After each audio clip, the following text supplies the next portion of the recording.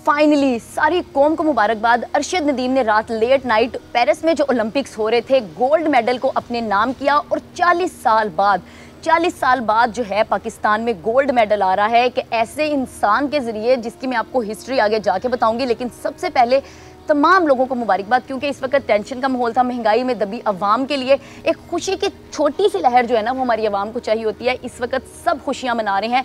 Late night जो इस वक्त पेरिस में जो है गेम्स हो रही हैं, उसमें लेट नाइट रात को 11:20 पे ये गेम शुरू हुई, जो कि अरशद नदीम ने मुकाबला किया बाकी लोगों का और इंडिया को हराते हुए, जिसका नीरज नामी लड़का है जो कि उनको रिप्रेजेंट कर रहा था, 92.97 का नेज़ा एक उन्होंने फेंका, जिसके बाद उन्होंने 118 साल रिकॉर्ड को तोड़ा। जी हाँ, बिल्कुल ठीक सुन रहे हैं, अरशद नदीम ने 118 साल रिकॉर्ड को तोड़ते हुए गोल्ड मेडल को अपने नाम किया और दूसरे नंबर पर सिल्वर मेडल जो है वो नीरज ने अपने नाम किया। अगर मैं बताऊं कि ये जितने मर्जी इख्तलाफात हों दोनों ममालिक में, हिंदुस्तान और पाकिस्तान की सियासत को लेके, कौम को लेके, पब्लिक को लेके, जितना मर्जी हो, लेकिन ये दोनों इतने पॉजिटिव लोग थे। इतनी इनकी इन दोनों प्लेयर्स की, चाहे वो इंडिया का है चाहे वो पाकिस्तान का, इनकी हिस्ट्री अगर आप देखेंगे और जानेंगे, इतनी इन पे बातें उठी, इतनी उंगलियां उठी, लेकिन इन दोनों ने अपनी दोस्ती नहीं छोड़ी। ये तो हो गई इनकी दोस्ती की बात। अगर हम बात करें अरशद नदीम की, तो अरशद नदीम का अगर मैं आपको बैकग्राउंड बताऊं तो आप सुनकर हैरान हो जाएंगे कि 2016 से ये इंसान पाकिस्तान को रिप्रेजेंट कर रहा है। 2016 से ये इंटरनेशनल लेवल पे, नेशनल लेवल पे इसने ये काम, जेवलिन जो है, इस गेम को स्टार्ट किया, पाकिस्तान को रिप्रेजेंट किया। लेकिन आज भी ये इंसान कच्चे घरों में रह रहा है, मट्टी के बने हुए कच्ची ईंटों के घरों में। इसकी हिस्ट्री देखी जाए, ये मजदूर का बेटा है, ये खुद एक मजदूर था जो ईंटें उठाता था, ईंटें फेंकता था। इस इंसान की, एक वाहिद इंसान की अपनी मेहनत है, इसको बोलते हैं मेरिट। ये है मेरिट की गेम। जब मुल्क में मेरिट की बात होगी तो अरशद नदीम जैसे लोग पैदा होंगे। अरशद नदीम ने आज से पहले भी एशियन गेम्स में गोल्ड मेडल जीता, तब भी अरशद नदीम की बड़ी वाह वाह हुई।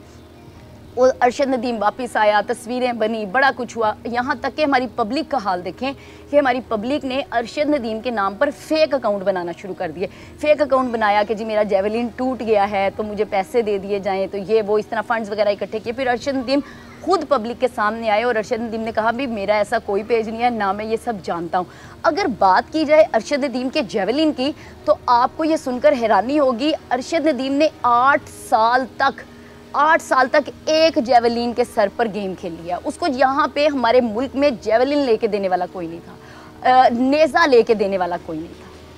अरशद नदीम ने अपने बलबूते पे सारी मेहनत की और अब जनवरी में जब उस इंसान का नेज़ा टूट गया और उसने स्पॉन्सर ढूंढ के अपने लिए जो है वो नेज़ा ख़रीदा, और किसके साथ मुकाबला किया?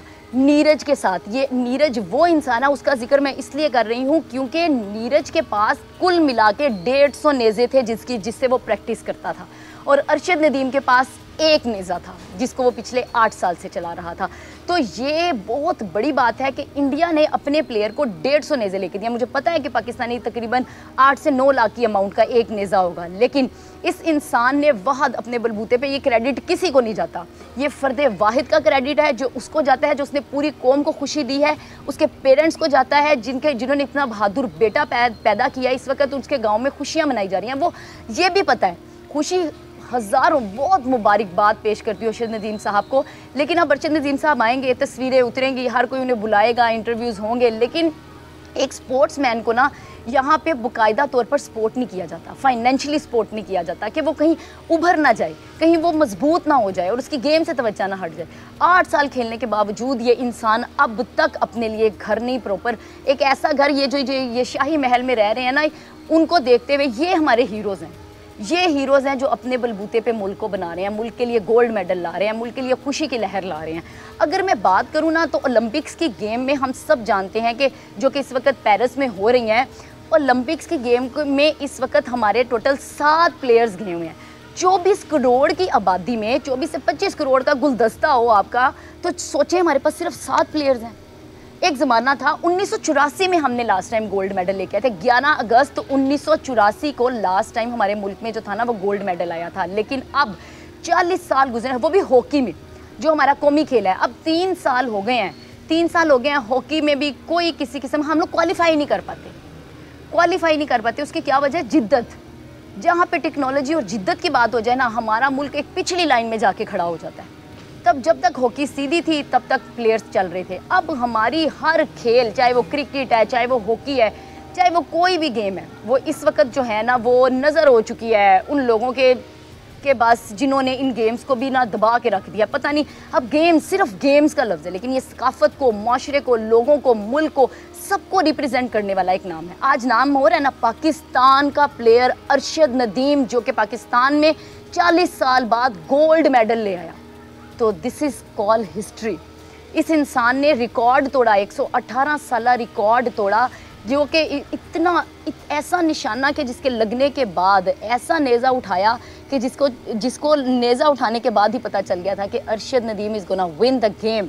और congratulations, many congratulations Arshad Nadeem को, एक फ़र्द वाहिद को, जिसके 7 लोग गए हुए हैं इस वक्त हमारे मुल्क को रिप्रेजेंट करते हैं, जिसने वाहद मेरिट पे आने वाला इंसान। तैराक पे हमारे कितने मजाक बने, स्विमर पे कितने मजाक बने। टोटल 25 लोग जो थे वो तैराकी के मुकाबले में जो थे वो पार्ट ले रहे थे, हिस्सा ले रहे थे, तैराकी कर रहे थे, जिसमें से 25वें नंबर पे हमारा तैराक आया था।